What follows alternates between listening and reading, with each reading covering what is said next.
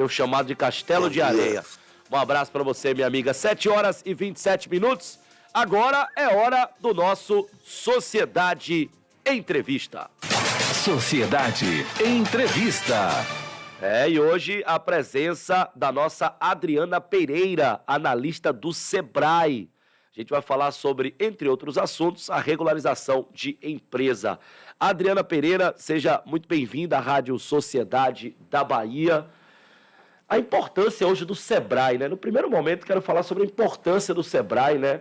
Esse órgão que vem melhorando demais as condições das empresas, a regularização das empresas e esse trabalhador que fica cada vez de maneira mais oficial dentro do mercado de trabalho.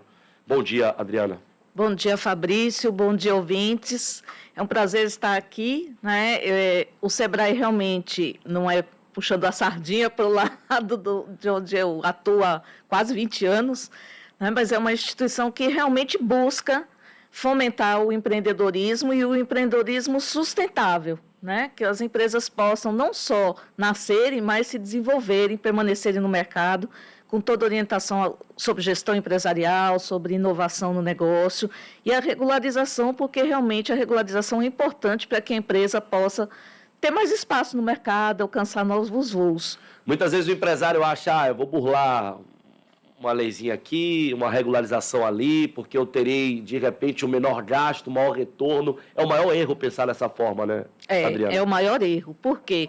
Porque até ele investe um recurso próprio, por menor que seja, ele vai investir algum recurso, e se ele não estiver regularizado, ele pode sofrer todas as infrações, né? Desde o concorrente que vai fazer uma denúncia, que ele não está ok, né, quando vê a concorrência dele, até realmente a irregularidade fiscal, a irregularidade legal, ter as multas, né, sofrer as multas, sofrer apreensão de mercadorias, né, ter a impossibilidade de conseguir créditos também, né? Sim, com certeza, né? Essa é uma das maiores dificuldades. Hoje, crédito para quem não tem negócio regularizado é extremamente difícil, né? O importante é estar planejando o que você vai fazer, né, planejando, vendo quanto custa, porque às vezes nem custa tanto, acha que vai pagar muito imposto, nem vai. E como funciona, então, esse processo de regularização de uma empresa, seja ela pequena, média ou grande? Pronto. A regularização da empresa, a primeira coisa a definir é se ele vai ter sócios ou não, né? Se o empreendedor vai ter sócios, se o empresário vai ter sócios, então ele vai precisar optar por um tipo de empresa limitada, ou sociedade simples, se for serviço. Por quê? Porque ele terá um sócio. Se ele não for ter sócio, ele pode aproveitar para fazer uma sociedade única dele mesmo, ou ele pode se tornar um microempreendedor individual, se ele perceber que o faturamento dele no ano, tudo que ele vender no ano, não vai ultrapassar 81 mil. E se ele também não for ter mais do que um funcionário. Se ele precisar de um número maior de funcionários, aí ele vai ter que ter uma sociedade empresária diferente, sozinho, mas vai ter que ter outro modelo. Então, até um funcionário ainda se enquadra na condição de microempreendedor individual. A partir de 2 funcionários, aí você já tem que mudar essa nomenclatura. Já tem que mudar a forma, ele vai se tornar juridicamente um empresário individual. Hoje já existe uma lei, né, que permite que ele separe, desvincule os bens pessoais dos bens do negócio. Então, é uma forma jurídica que foi aperfeiçoada nos últimos 4 anos. Mas, se ele quiser ter mais de um funcionário ou tiver a previsão de faturar mais do que 81 mil no ano, aí ele não pode ser MEI. Até por conta de mudanças na nossa legislação trabalhista, o microempreendedor individual teve um crescimento absurdo, né? O Sebrae também identifica dessa maneira, Adriana? Teve, mas uma das principais questões de aumento que a gente viu, principalmente nos últimos 3 anos, foi em função de empresas, pessoas que abriram negócio, principalmente da época da pandemia em diante, né, que passaram a trabalhar por conta própria e que optaram justamente pelo MEI por atuarem sozinha, muitas vezes dentro de casa ou pela internet, sem a necessidade até de funcionários, e viram nisso uma forma jurídica mais adequada. Então, além de outros motivos, teve o fenômeno da pandemia que foi diretamente importante para esse crescimento também. Teve, diretamente, inclusive mudou um pouco o perfil do MEI, né? Teve um público de MEI com até um poder aquisitivo um pouco maior, mas que abriram pequenos negócios e se tornaram MEI.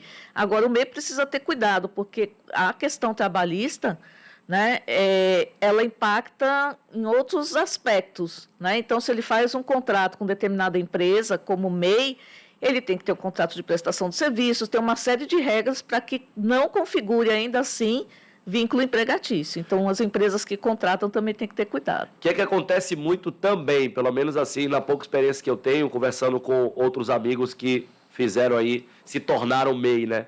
Muitas vezes o cidadão faz o MEI, presta serviços ali por algum tempo, de repente, por algum motivo, ele arruma um emprego, para de exercer ali a função de MEI e vai deixando, né, essa empresa ainda vigente. E isso vai criando um débito, né?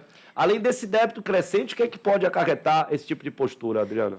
Hoje isso é muito importante, Fabrício, muito importante. Se o MEI não vai mais continuar exercendo a atividade, seja porque desistiu, não deu certo, ou porque arrumou um emprego, como você citou, é comum também acontecer, ele deve dar baixa, cancelar o MEI dele. É uma coisa simples a se fazer, Adriana? É simples, se você ligar no Sebrae, na nossa central de relacionamento, faz pelo telefone, né? Ou pode fazer o próprio MEI diretamente na internet, no portal do gov.br/MEI.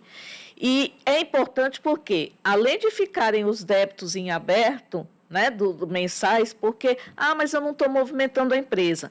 Mas o MEI é a contribuição principal, o valor principal é para o INSS, é a contribuição dele, pessoal, para o INSS. Então, ele vai continuar devendo a parcela do mês. Se ele não pagar, inclusive hoje, mais do que nunca, a Receita Federal, né, já nos últimos 2 anos, a Receita Federal tem encaminhado para a cobrança, tem colocado na dívida ativa da União. Sim. Então, por exemplo, se ele quiser participar de um concurso, passar num concurso, ele não vai tomar posse porque ele vai estar lá com o nome na dívida ativa da União. E a regularização já fica mais complicada. E aí ele esquece de fazer a declaração anual do MEI também, que é obrigatória. Implica no imposto de renda, né? E não é nem o imposto de renda pessoal dele, mas a declaração anual do MEI. Mesmo que ele não tenha faturamento, que o faturamento seja zero, ele tem que declarar todo ano, mesmo que seja zero. Aí ele não declara, aí também isso acarreta multa, né, no mínimo de R$ 25,00, podendo chegar até uns R$ 60,00, a depender de quantos anos ele está devendo. Então, é necessário que ele, se não vai continuar com o MEI, que ele faça o cancelamento, faça a baixa do MEI, né, ou no próprio portal ou através da central de relacionamento do Sebrae. Empresário micro que está lá começando, né? Vamos colocar até o empresário de vendas informais, né? De repente ele vai ali, tem locais na cidade que, inclusive com a compreensão do poder público, existem. A importância desse cidadão se tornar MEI, ao invés de ficar ali na informalidade, Adriana? Primeiro, a importância de ele ter um respaldo pessoal, né? Quando ele contribui como MEI, ele está contribuindo para a previdência social dele. Mas eu não vou aposentar, eu sou muito novo, eu tenho 20 anos. Mas, lembrando que também existe no MEI, na previdência social, o auxílio doença, Sim. o auxílio, né? Então, se ele ficar, tá lá, batalha todo dia, de sol a sol, 1 ano, e aí tem algum acidente doméstico que seja, e tiver que parar 3, 4 meses, né? Se ele é absolutamente informal, ele perde totalmente a renda dele. Vai ficar desassistido. Se ele é MEI, ele vai ter, a depender que ele tenha um tempo mínimo de contribuição como MEI, ele vai ter um auxílio doença, né? Ele vai ter um suporte de renda. E a questão também dele poder ter crédito, abrir novos fornecedores na medida em que ele consegue comprar como PJ. Tem empresas que tratam as vendas para quem é PJ de maneira diferente, né? E ele começar um relacionamento com o sistema financeiro como empresa. Né? E aí, Fabrício, vale para empresas até maiores, sabe, que não abrem uma conta PJ. É importante primeiro separar as contas do negócio das contas pessoais e ter essa relação de pessoa jurídica com a instituição financeira para ir fazendo histórico.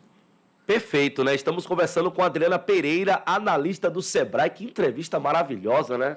A senhora se expressa muito bem e as explicações são quase que didáticas, né? Acho que o nosso ouvinte mais leigo está conseguindo assimilar tudo que a senhora está colocando. Como é que é a arrecadação do INSS para MEI?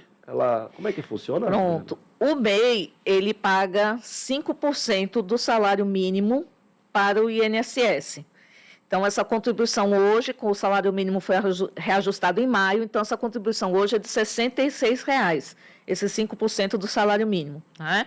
Se for meio caminhoneiro, transportador de cargas autônomo, que tiver como caminhoneiro, ele paga 12% do salário mínimo, dá R$ 158,00 e uns quebrados.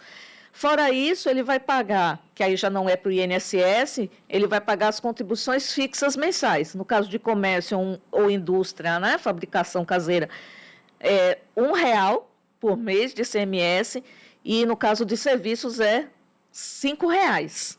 Né? E se ele fizer as duas coisas, comércio e serviços, R$ 6,00 no total. E é importante salientar que é só isso. Né? Ah, mas e se eu prestar serviço para pessoa jurídica e emitir nota fiscal? Eu vou pagar algum percentual sobre essas notas? Não vai pagar. Né? Você já é MEI, já contribui mensalmente. Exatamente, né? E uma contribuição fixa. Então, uma condição que, inclusive, a gente faz o apelo que o MEI mantenha essa contribuição em dia, né? Porque é importante para a vida pessoal e para a vida empresarial dele. Sem dúvida. Existem diferenças entre a legalização de uma empresa e a regularização de uma empresa? Existe. Uma empresa pode estar legalizada, né? Está registrada ali no cartório, na junta comercial ou no MEI, através do portal do MEI, mas ela não está... Então, ela está legalizada, ela existe formalmente no papel, mas ela não está regularizada, ou seja, ela está devendo determinados impostos ou ela não tem um alvará exigido. Então, por exemplo, o MEI é dispensado do alvará de funcionamento, né, por lei, mas ele não está dispensado do alvará de publicidade, se ele for colocar uma placa, ele não está dispensado do alvará da vigilância sanitária, se ele for um pequeno bar, uma pequena lanchonete, né? Então, há a diferença. A regularização é você estar com toda a documentação da sua empresa em dia e com todos os pagamentos da sua empresa em dia. Né? A formalização é simplesmente o ato de você entrar no portal do governo, no caso do MEI, né? Ou no portal, ou na Receita Federal, enfim, e na junta comercial e abrir o seu negócio. A pauta federal hoje é a reforma tributária. A senhora já enxerga algum impacto importante?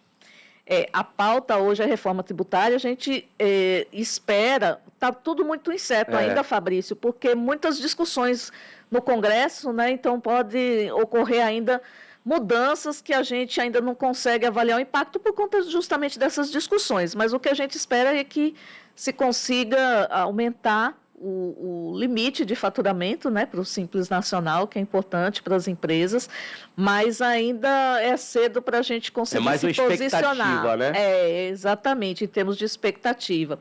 Uma coisa que é importante, Fabrício, chamar a atenção para a questão da regularização de empresas, é que no caso de quem não for ser MEI, é importante procurar um advogado que entenda para fazer o contrato social da maneira adequada. Tem cláusulas que muitas vezes a pessoa pega um modelo pré-pronto na internet e pode ter problemas lá na frente. Por exemplo, se você não colocar uma cláusula de em quanto tempo o sócio deve sair do negócio, se ele quiser sair, como é que vai ser avaliada a empresa e quanto tempo o sócio que vai ficar tem para remunerar a saída dele, você pode ter que pagar pelo prazo legal, que é muito curto.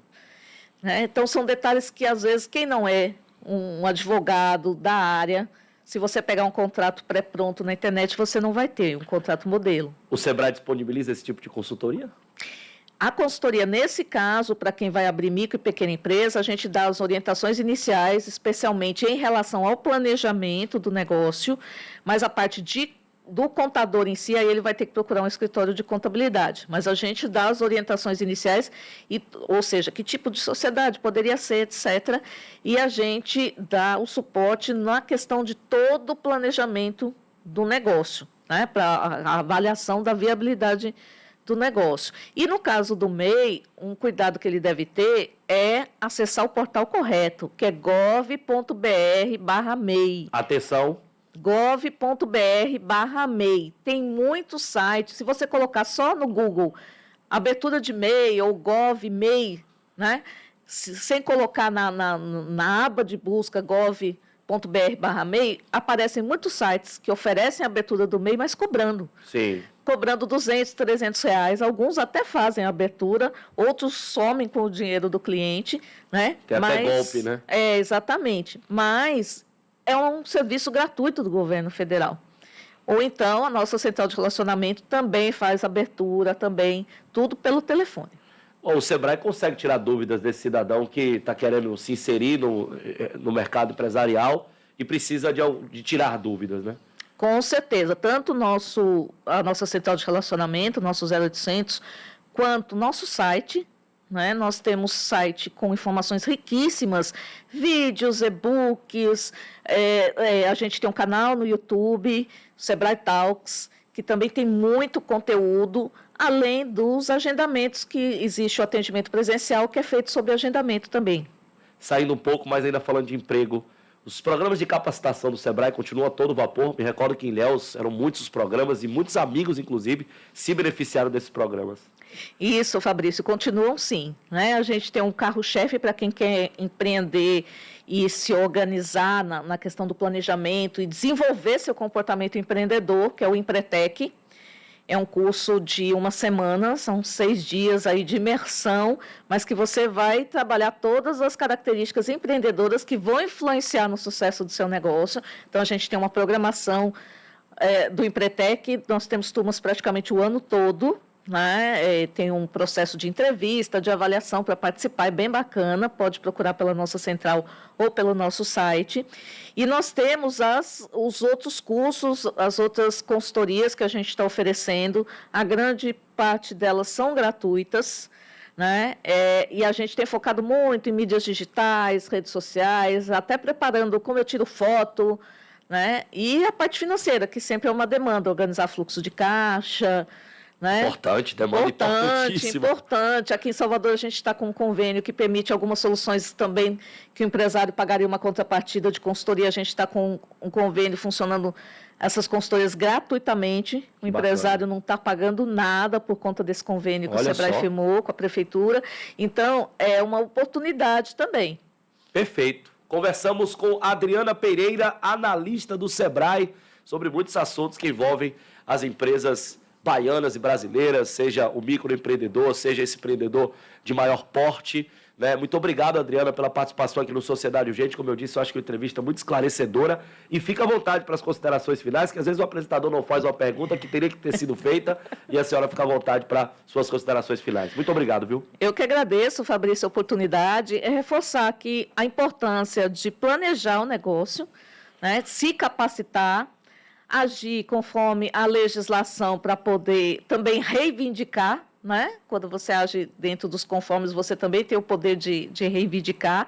E lembrando, qualquer informação, a nossa Central Nacional de Relacionamento é o 0800 570 0800. 0800 570 0800. E lá eles direcionam para atendimento online, presencial.